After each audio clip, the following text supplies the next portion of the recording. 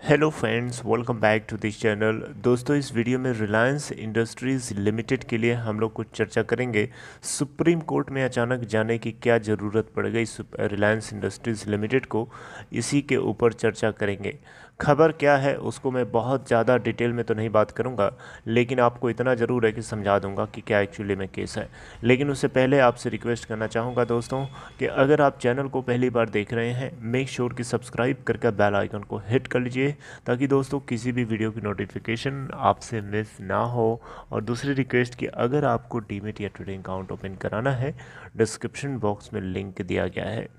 Reliance industries limited अगर हम आज देखें तो 22 अप्रैल को गिरावट के साथ ओपन हुआ। देख सकते हैं यहाँ पे 2758.90 के गैप डाउन ओपनिंग के साथ मार्केट शुरुआत हुई, और उसके बाद 2744.20 का लो और 2767 का हाई है, और अभी 2762.25 के ऊपर ट्रेड हो रहा है। अगर हम टोटल मार्केट कैप की बात करें तो 18,68,412 करोड़ रुपए मार्केट कैप अभी भी इसकी बहुत ज़्यादा है। दोस्तों, अब सीधे आइए खबर की बात करते हैं, थोड़ा टाइम ना लग जाए उसमें, इसीलिए मैं पहले आपको समझाना ज़रूरी समझता हूँ। दोस्तों देखिए, रिलायंस इंडस्ट्रीज़ लिमिटेड ने सुप्रीम कोर्ट जाने की कोशिश क्यों कर रहा है, आपको पता है? ये आपको पहले मोटा मोटा समझाऊँ। रिलायंस इंडस्ट्रीज़ लिमिटेड RIL अपनी रेपुटेशन जो बनी हुई है मार्केट में आज की डेट में, ठीक है, उस रेपुटेशन को बचाने के लिए, अपनी इज्जत को बचाने के लिए, अपने वैल्यू को डूबने से बचाने के लिए, या ऐसे समझिए कि जो धब्बा लगा है, जो धब्बा लगा है, दाग लगा हुआ है ना, उस दाग को मिटाने के लिए सुप्रीम कोर्ट के अंदर ये कोशिश कर रहे हैं एक केस के अगेंस्ट जाने की। देखिए, security exchange board of India ने यहाँ पे RIL को ग्रिल किया है, और क्यों ग्रिल किया है ये बात आपको अभी समझ में आ जाएगी, लेकिन आपको थोड़ा सा मैं रेफरेंस देना चाहूँगा, थोड़ा सा मैं पीछे लेके चलूँगा आपको। क्रोनोलॉजी को ज़्यादा डिटेल में नहीं समझेंगे, बस थोड़ा सा मैं आपका समय लूँगा।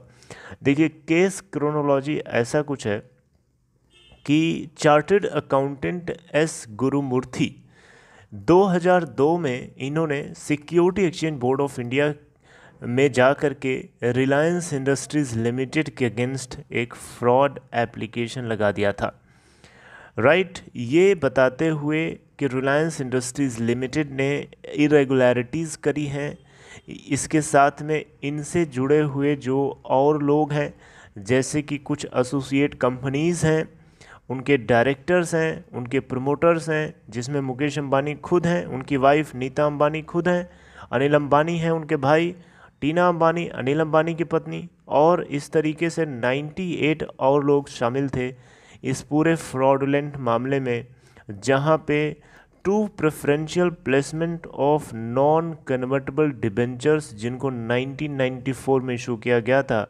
इससे जुड़े हुए फ्रॉड और इरेगुलरिटीज़ को लेकर के गुरुमूर्ति जी ने जो है सेबी से 2002 में आकर के एक कंप्लेन फाइल करी थी, और उसी को लेकर के सेबी ने बहुत डिटेल में एनालिसिस किया।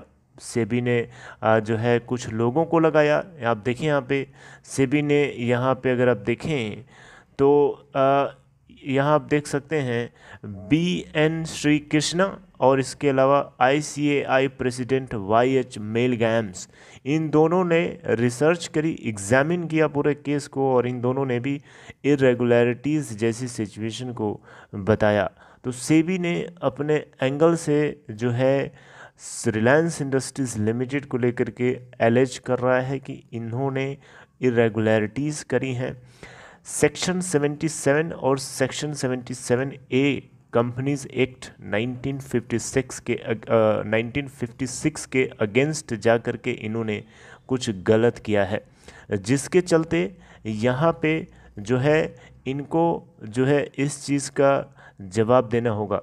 और इसी को लेकर के रिलायंस इंडस्ट्रीज़ लिमिटेड ने 2019 में, जी हाँ 2019 में डॉक्यूमेंटेशन मांगने की कोशिश करी थी। इन्होंने चाहा था कि सेबी से वो सारी चीज़ें वो प्रूफ के रूप में डॉक्यूमेंटेड फॉर्म में मिलें, ताकि उससे क्लियर कट पता चले। यहाँ सेबी की तरफ से जवाब दिया गया कि आपका कोई राइट नहीं है, रिलायंस हो चाहे कोई भी कंपनी हो, किसी कंपनी का, एक्यूज्ड कंपनी का कोई राइट नहीं होता है वो किसी भी तरीके की इंफॉर्मेशन को पाना चाहे सेबी से, ऐसा कोई राइट नहीं है। राइट, तो अभी देखिए सुप्रीम कोर्ट में रिलायंस ने क्यों गया।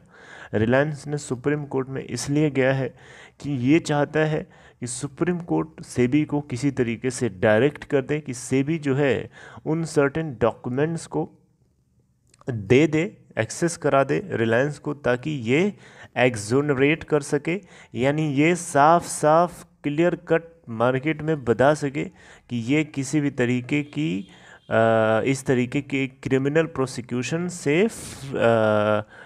दूर है, इसने कोई इस तरीके की गलती या फ्रॉडुलेंट एक्टिविटीज़ को अंजाम नहीं दिया था। राइट, तो ये एक्चुअली में इसकी रेपुटेशन का सवाल है। Are you getting my point? Reputation का सवाल है, प्लस ये एक तरीके से नेगेटिव पॉइंट है। अगर ऐसा सच में निकलता है तो ये रिलायंस के लिए ही नहीं बल्कि मुकेश अंबानी के लिए एक बहुत ही माइनस पॉइंट होगा, नेगेटिव पॉइंट होगा, और शायद इसीलिए Reliance industries limited supreme court में चक्कर काट रहा है।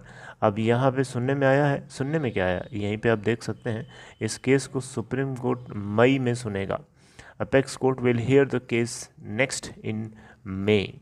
Right, even Bombay High Court की तरफ से भी इन्होंने कोशिश करी थी, आरआईएल ने वहाँ पे जा कर के कुछ रोकवाने की, लेकिन आरआईएल ने, बॉम्बे हाई कोर्ट ने भी मना कर दिया था किसी भी तरीके के रिलीफ ग्रांट करने से। और इन्होंने जो है सेबी के स्पेशल कोर्ट के डिसीज़न को खारिज करते हुए आरआईएल की तरफ से भी जो ऑब्जेक्शंस रेज करे गए थे उन सभी को के खिलाफ जो है हाई कोर्ट ने, बॉम्बे हाई कोर्ट ने केस को सुनने की कोशिश करी, जिसको लेकर के जस्टिस एन.वी. रमन ने सेबी से कुछ रिस्पॉन्स मांगे थे।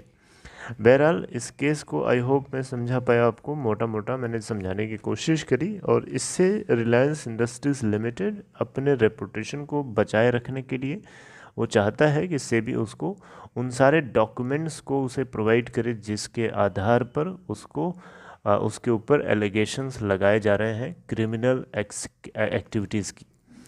Okay friends, so this is the news जिसकी वजह से ये सुप्रीम कोर्ट गए हैं, और देखना होगा अब ये केस को मई में सुना जाएगा। तो दोस्तों बस इतना ही। I hope you like this information. अगर आपको ये कंटेंट समझ में आया हो, इस वीडियो को लाइक करके अप्रिशिएट कर सकते हैं, एंड टेक केयर।